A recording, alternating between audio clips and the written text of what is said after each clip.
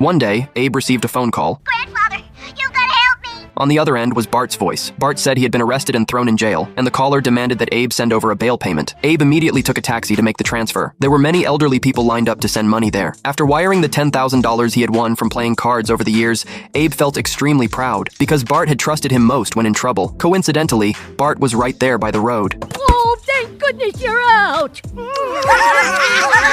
Abe left Bart completely confused. After a few words, Bart realized Abe had been scammed, but Abe insisted no one could fool him. SIMPSON, Social Security number 327003658. First pet's name, Homer.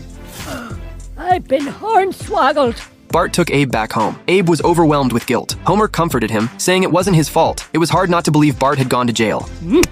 Homer figured Abe was just a retired meatball factory worker who couldn't have been scammed out of much money, so he planned to reimburse him. $10,000! The whole family was utterly shocked. Abe explained that the money was what he'd won from 20 years of playing cards, money he'd intended to leave to Homer, and now it was all gone. No! No! No!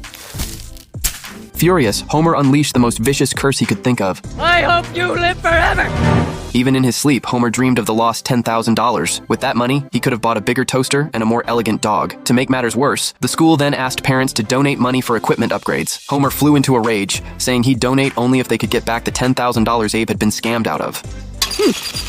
The principal handed Marge a card for a place that specialized in supporting scam victims. Marge took both Homer and Abe there. Abe joined the scam victims support group, where members comforted each other, while Homer went to the family members support group, where they were taught not to blame the victims. Homer took careful notes, then burst into the next room. I would have never fallen for that! Everyone knows about that scam! What were you thinking? But Abe's support group was quite successful. Everyone banded together to stand up to their family's accusations and shot Homer down.